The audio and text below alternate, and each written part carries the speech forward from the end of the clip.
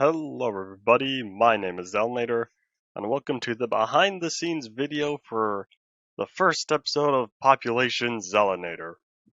Now, before we begin, as you can probably tell by the video timeline, this will be split up into four parts. The introduction, which is talking about the world itself, then moving on to Premiere Pro and showing how I edited all of this together, and then after that is scene composition, where I explain how I set up my shots for the first introduction part of the video.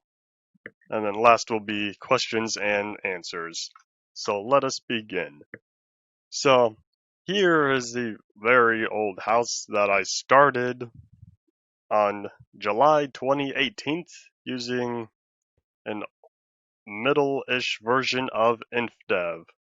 And I played on this world in survival for all the way until May 2020. So everything you see here was all made in survival and legitimately obtained. Yes, that includes those big walls. And if I switch over to creative, you can see that was all dug out, that was all dug out, that was dug out, and that over there was all dug out. Those are just caves from chunks that kind of got regenerated when I was upgrading the world. Because I ended off this world in Alpha 1.1.201, so I had to upgrade it all the way until 20W19A, I believe, which was on May 7th, 2020, or somewhere around there. So here's the main section of the world. Wonder what that is. Probably a little server lag. I am running this on a server because obviously I needed other body actors. But yeah, all this town was built using the old resources available at that time, and that is why everything is all made out of the most basic of building blocks. It's not much to the town itself. Sorry, I have a little outline things I should talk about to make sure I don't go too off track. So the original concept for Population Xelanater actually came from one line of a song called, I think it's My Own Little World. And the line was, in my own little world, population me, and me equals Xelanater. So that's where I got the name Population Xelanater. So my own little world of Xelanators. So that's where that came from. The street names are all labeled and whatnot. There's a couple little minor things with some of them. Other than that, they're all kind of basic because at this point I was already creatively burnt out from all the different areas I had to build. This I was really wanting to record this all in Alpha Minecraft, but due to how dysfunctional Alpha servers are, I had a lot of technical problems, and in the end I just gave up and updated to a newer version. But that also allowed me to redo the Nether. Originally, 1262 wasn't gonna be in the Nether. He was gonna be in the Farlands, and he wasn't going to be as calm and chillaxed as you saw. He was supposed to be some crazy hobo Xelanator that you get banished to the Farlands, and then you come across him. He set up his little shack. So the original concept for Population Xelanator did change a bit, but the overall story is pretty much the same. So here we are, 9381's house. And if you notice, yes, I kept the whole Octothorpe in front, and the reason is every number of Xelanator is a Discord tag of people I know, or maybe not people I know, but they're just random tags I obtained over several weeks of just going through stuff. So I am obviously 9381, and 9150 is good old Pie Master J. If y'all have seen his channel, I know we play Minecraft together, especially Syndicate. and over here is 0031. I don't remember who that is, but it's probably someone else I know personally, which is why the people who are closest to me are physically closest to me. So there's a little bit of symbolism there. So yeah, every tag you can see is obtained from all the different, from lots of folks on Discord. So I was rereading that. So here's the good old courthouse, and there's not much to it. Yeah, the stands are empty because, well, actually everything's empty for the most part. When looking at it, it really is kind of plain and simple. This is still here from recording. Never bothered taking it down. I'll probably keep it there for the time being. But down here, extended and retracted. These are referring to right over here the little podium stand things. So when they're down, when you saw they were talking with the council was talking with the business Xelanaters, these are down because you need more than just one person at the stand. So when you got multiple people who are supposed to stand at the little podium thing and talk, that's when these go down. I added the buttons just so I don't need to build and rebuild every time. So, but they're up when it's just one person to talk. So just a minor thing that I added after I updated to new versions. In fact, I actually updated it within the last couple of days of actual recording, because I pretty much recorded all the scenes in order, except I started with 2 because that it starts the easiest with just one shot all throughout. And then I moved on to scene 1, then 4, 5, and 6. I recorded in total on 9 different days, and I have just under 4 hours of footage. But yeah, I believe that is all it for this area, so let's head off to the Nether. Alright, so here we are. This portal does in fact lead to the one in the cave that 9381 popped out of. But it's a one-way thing because I was messing with, world stuff, and if I were to go back through the portal now, I'll end up at the courthouse because one of the versions, one of the 1.16 snapshots, it broke old world conversions. So I ended up building a portal where the courthouse is, or was, and that's how it's still linked there because I just manually replaced the chunks, so that's why that still ends up there. So it's not too far. I think it's down here. Here it is. Yeah, I left a little marker. So this is the banished area, or all the people who were banished to the Nether and survived in the safe haven 1262 setup. So it's not that big. There's only, I think, about 10 houses or so. Here's the town meeting area. So when meetings need to occur, it's not as formal as the whole courthouse, because obviously these are all refugees pretty much. So this whole roof up here I filled in myself, and this whole floor I also filled in myself. So if you go down here, because I wanted a very enclosed area just for sake of recording purposes, and for also world building in a sense that they'd want someplace very secluded, which is why the only way to get in officially are those doors over there. I think somewhere, unless I never ended up adding it. There might have been another way to get out. I don't think so, though. But over here, this is just a big old cave and whatnot, So, as with the overworld, I did all of this in survival as well. I started on May 7th, 2020, and I actually stopped and ended actual survival mode around May 29th. So it took me about 3 weeks or so. This is also why it's also very basic and whatnot. So one thing to say, down here, y'all picked up on, this is not an actual command block. It's a sponge. This is a real command block. The reason why it's a sponge is because you're not going to find sponges naturally, and also because I wanted a static texture.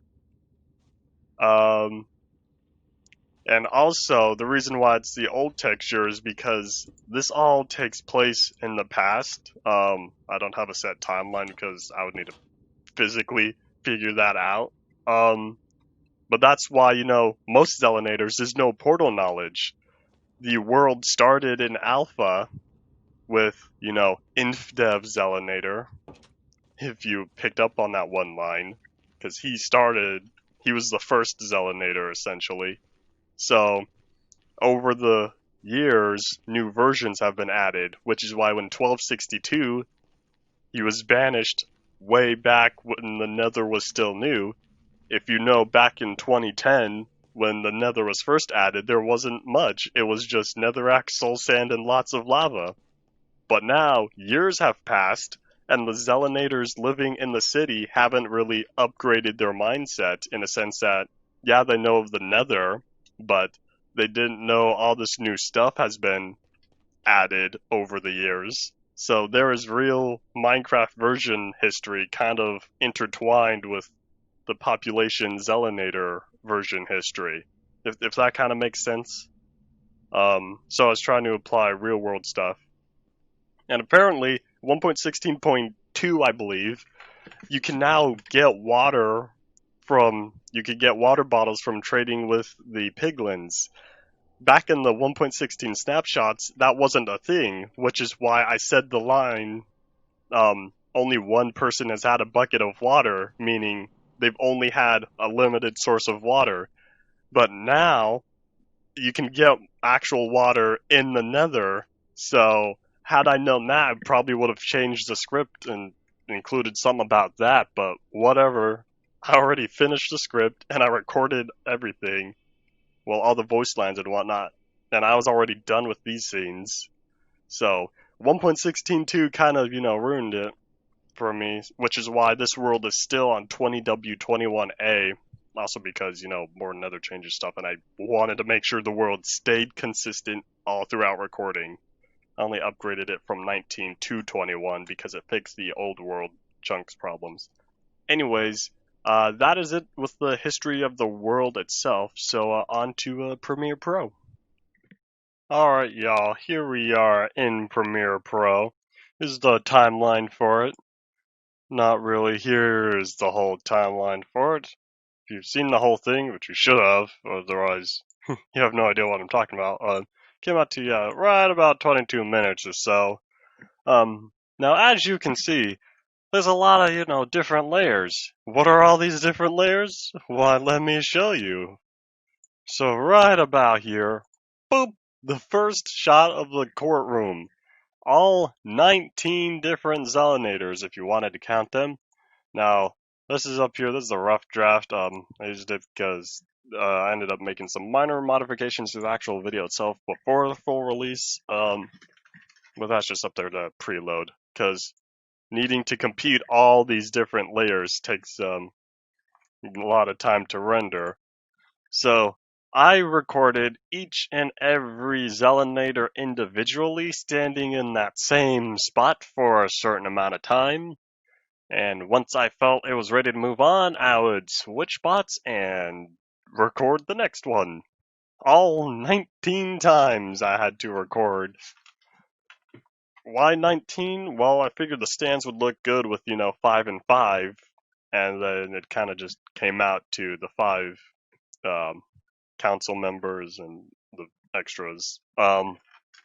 So having 19 in one shot was kind of just a test of my editing abilities, and it never went up to being 19 again, other than that one shot. The closest else it got was 17.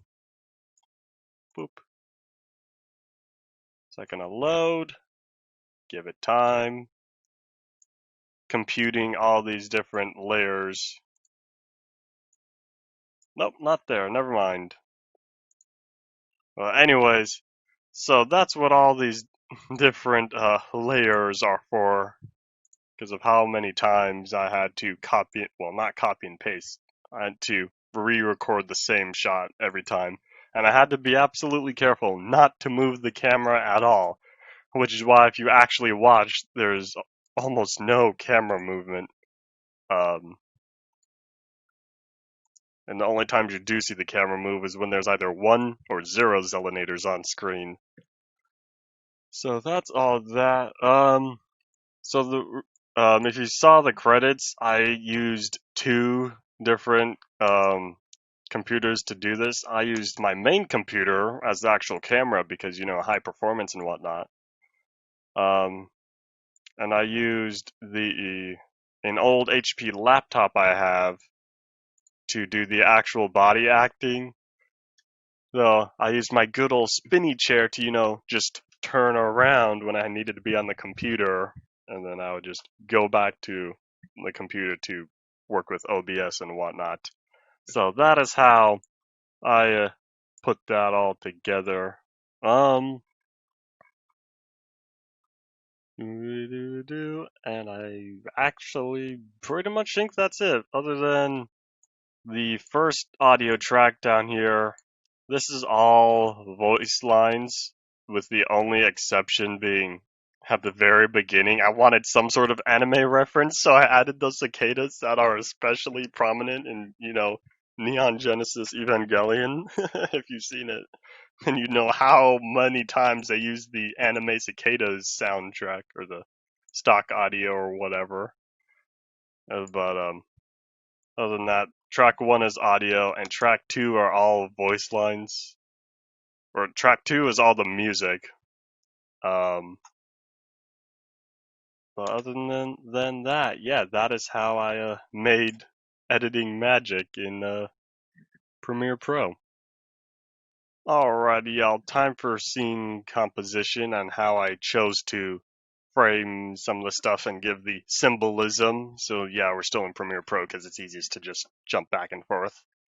So here we are, the opening shot. The reason for this sunrise is to show off it's a new day, it's a fresh-ish start, and here you can also get a good look of the town, so you can see just kind of, or what kind of setting here we'll be placing ourselves in, and obviously you can see it's a whole Minecraft world that is, I surrounded it with walls. The reason why the walls are only 127 high is because obviously I started this world back in InfDev, and that was the height limit at that time.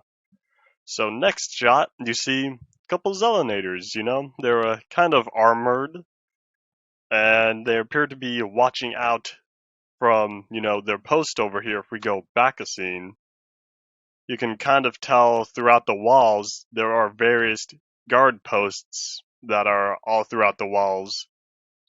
So you can kind of figure that these guys are in one of those guard posts looking out, see if anything suspicious is coming up and whatnot. But in the next shot, here you can see what they're actually trying to protect, and they are protecting, the average Joe Xelanator. So if we head back to the next one, let's not just one, there's multiple Xelanators. The reason why they're all far away is because, all these Xelanators, they're just your daily Xelanator. We're talking like multiple of me's. So the reason why they're far away is because they're not very significant. So they're just there for, background stuff.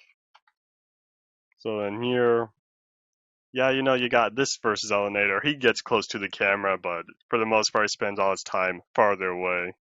So all of this is just to, this is also to help give a different angle of the city, because the other two shots were far on the left. This one's, farther on the right, or back right. But not every Xelanator just walks around doing stuff. This guy over here, he's got a pickaxe. Same thing with this guy. They're both heading down to their little mines over here. So you can kind of piece together that these guys are the miner Xelanators, and they're going to work at their cave. And here we are, the opening shot. that gives the actual title screen. So here's something different. Here's an actual Xelanater that we can see in a house. Yeah, he's kind of close, and it's kind of hard to read the sign, but it says 90 through 81. If you haven't figured that out by now. But here, now we're actually inside the house, and this is when he gives off his first line. So now that we're up close and personal with the Xelanator, and he has actual lines to say, you can probably piece together that this guy's gonna be important. And you can tell just by him, grabbing a pickaxe and saying time to go to work, you can also figure his job is also a miner. And also because I haven't thought up the whole hierarchy on how many different jobs there are that Xelanators do, other than guards, police, council members, Grand Master, and miner. I'm sure there are more. Another shot of his house. Then here's the first time we actually see, other Xelanators interacting with them. So here, we're up close and personal with these guys because yeah, they may be just your generic policemen Xelanators, but we're up close and personal with them, meaning what they have to say is important. More shots. So same thing with 9381. We're up close with him because, he's important and whatnot. A lot of different cuts, depending on how, Premiere Pro did its stuff. So yeah, we'll go just a little bit more. So here we can kind of figure out, he's not too surprised, but he just grabbed all his stuff, so now he's got to put all of his stuff away, meaning chances are he just emptied his entire inventory. So now we can expect 9381 not to have anything on him. So now it's time to go. Fun fact, I reused this shot from when he first came out because I really didn't want to re-record the same concept. There are several times where I reused the same shot just because I didn't feel like it. So over here, actually, if you notice, never mind, he doesn't have a bed, or does he? Well, either way, 9381 has a blue bed to further signify he's me. 9150 has a black bed to further signify he's, Palm Master J, in a sense. So he's surprised to see, a police escort for 9381. And what kind of escort? Well, in the next shot, we actually see, them getting to the courthouse. So this is the police escort that 9150 saw. So just to, save on a little bit of screen time. So here we see their destination, the courthouse. So here you can kind of tell the first escort is still there, but you have the secondary policeman just to guard the door while the courtroom is in session to make sure there's no random entries. No random Xelanators just barging in on some important meeting or something. So that's why he stands there. So now this guy goes over to his post, and since 9381 was the one under arrest, he's the one who stands in front of the Grand Council.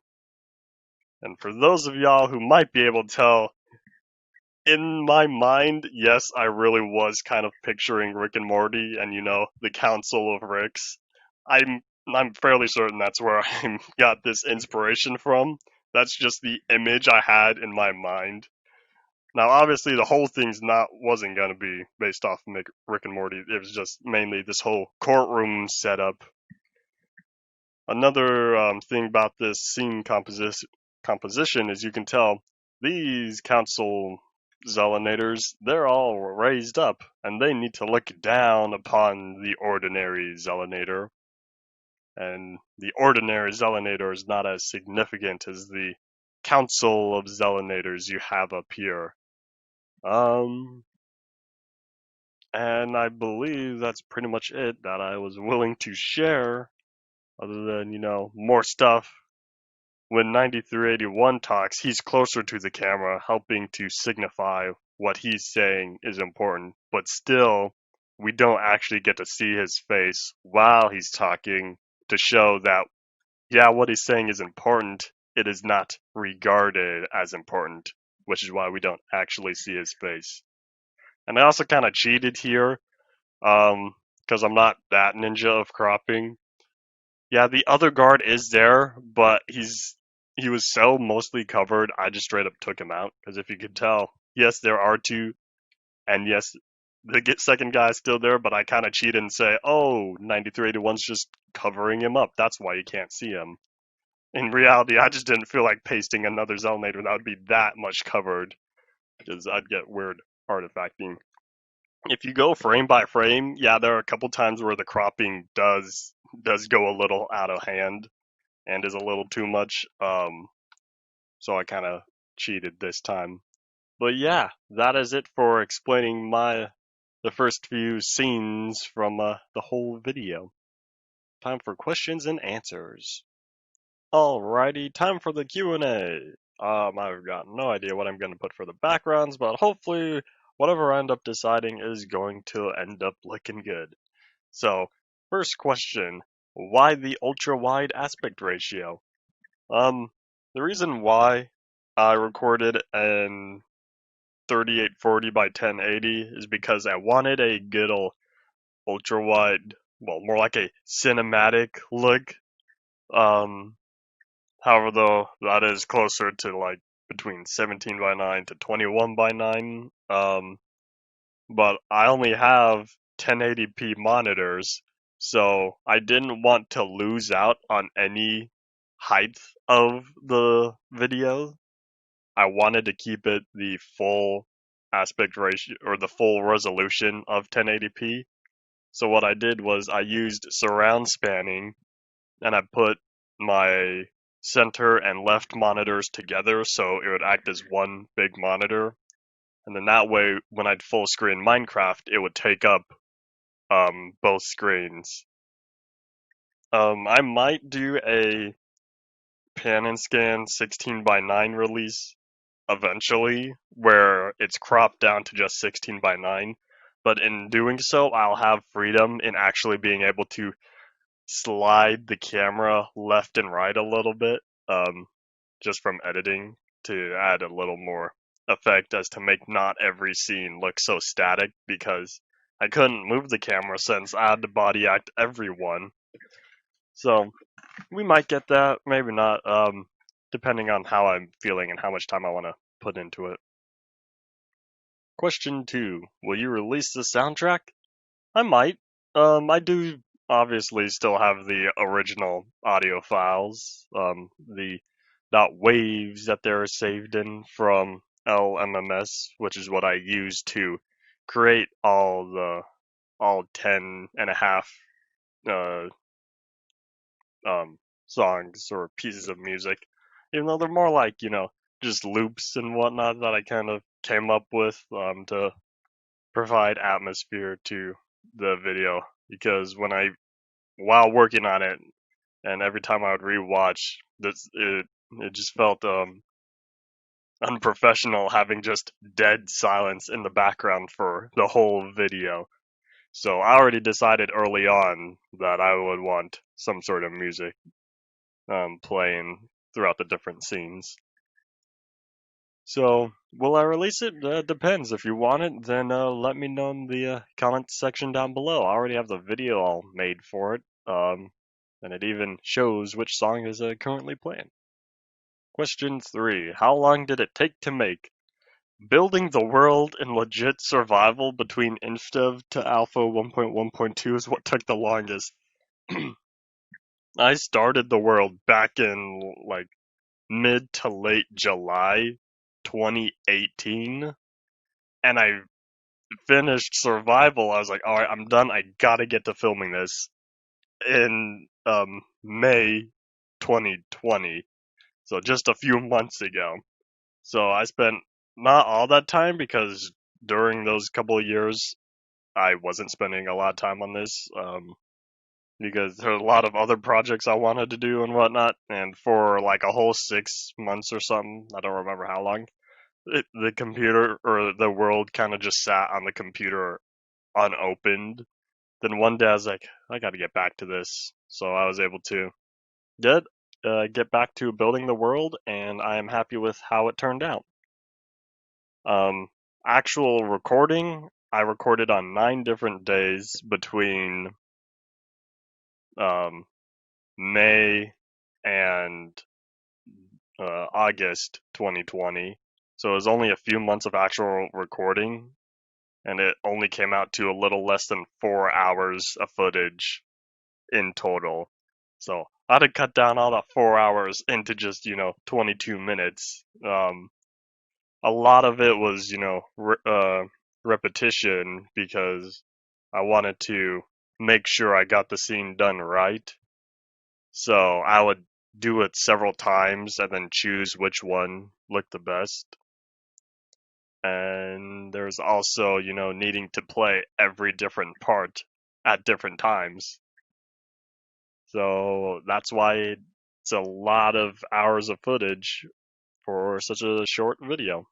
Next question is, will the world be available to download? I could probably put it up for download if y'all want. I'll still have stuff. I still got plans for it and whatnot. But yeah, y'all can check out the worlds for yourself and find what very little Easter eggs are in there. There's really not many. There's only a couple street names that are there, and a couple of Discord username tags that are. So concerning the tags, my tag 9381 has significance. Piemaster J's 9150 has significance. And other than that, most of them really don't have any value. They're just there just to use. However, though, the council members, Grandmaster, and there are others I reserved. Those do have significance, as in they are kind of related to the real people on Discord. But for the most part, um, a lot of those tags I just obtained just to have a random number assigned because I needed some way to identify the different Xelanators. But whatever. Question was this 5, I believe? What happened to that one Xelanator that was left behind? Well, I can't say for certain. Um, if you want the real world real world answer, I don't know. I haven't thought that far. I was just rewatching um Paj's reaction, and I was like, I wonder what whatever did happen to the one that was left behind.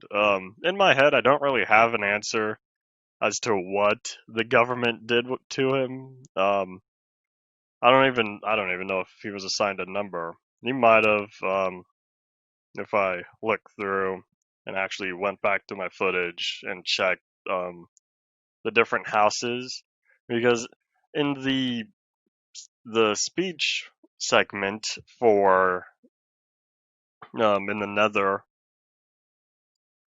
where 1262 was explaining to all the different refugees, there were 10 houses in total. There were 10 IDs I reserved. And it was like there's the one that was speaking plus the 8. I think it was 8. Actually, I think it was the 7 Xelanators in the crowd. So that's 7 plus 1 is 8. 9381 is 9. The guy that was left behind would have been the 10th.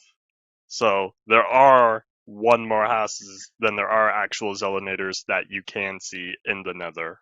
Question number 6. How did 1262 see 9381 when he walked away? This one's pretty straightforward in terms of, abilities. So yeah, because, both both accounts or both usernames are opt on the server, they are able to see when other players are in like spectator mode or invisibility. Invisible, just because that's a Minecraft op permission.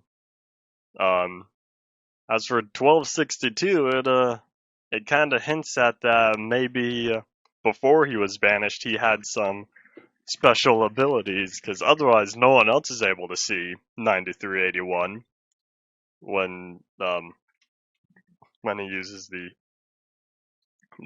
invisibility potion. So maybe it's a little hint at that 1262 was important and had some similar power level or some similar permissions to what the current council members hold. Because the council members are able to give and take away moderation permissions to the Grand Master. So maybe when he was banished, his permissions were never taken away. Well, for a stylistic reason, it's better than just him staring there, just staring at the netherrack. Or if you want, you can just assume he kind of guessed that's where he's heading when he saw 9381 walk away. Question 7. How did the officer know it was 9381?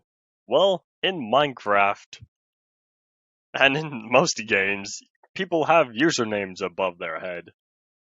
And kind of same thing applies here. Now, I didn't want to deal with that just because I used only one account to record every Xelanater, so if I didn't have usernames hidden, every Xelanater would appear to be Xelanater 9381. So it's a similar thing how, like, they could just tell, Xelanators can just tell what their username is just by looking at them. If they're familiar, because 9381 never really knew 1262, so he'd be unfamiliar. So it's kind of like a familiarity thing, how you kind of just know, but there's no like direct answer. I didn't really think of that when I was writing the script, but I never ended up changing it. And the last question, what were the business Xelanators talking about? They were talking about building an airship. If you do download the world, then the papers they have are called airship plans.